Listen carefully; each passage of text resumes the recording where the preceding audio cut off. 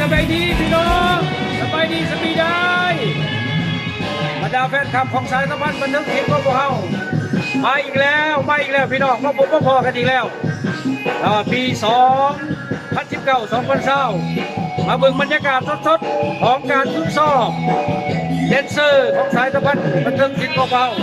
ให้ประธานและบรรดาพี่น้องเราได้เบิ่งได้ชมกัน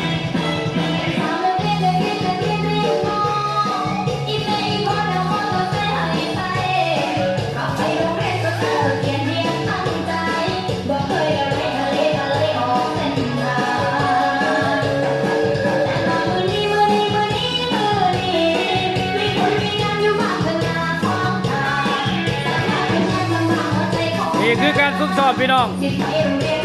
ปีนี้ถือว่าแดนเซอร์ของพวกเราจำนวนหลวงหลายพี่น้องเลยนี่อาจารย์ครูฝึกเนาะอาจารย์น้อยครูฝึกของนักเต้นสายสัมพันธ์บันเทิงศิลป์ของพวกเราจำนวนหลายพี่น้องจำนวนหลายปีนี้เนาะจะเห็นให้รับประกันเบื้องเห็นรับประกันเบื้องการแสดงพี่น้องถือว่ามือนี้ปีนี้พ่อกันนะพี่น้องเด้องานบุญทรงเรืองานบุญทรงเรือ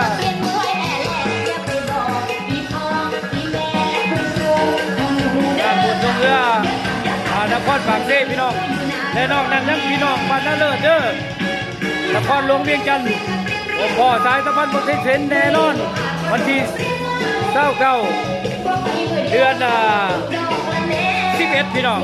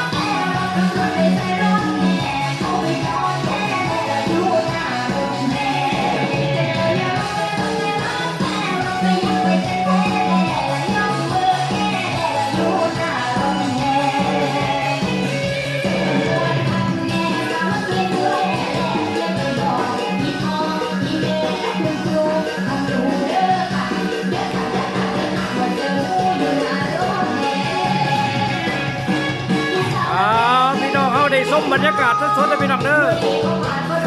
FC สายสัมพันธ์บันเทิงศิลป์มือหน้าจะเอาหลายๆอย่างออกให้พี่น้องเขาได้เบิ่งอีกนักเต้นนี่ถือว่าจำนวนหลวงหลายพี่น้องสายสัมพันธ์บันเทิงศิลป์เฮา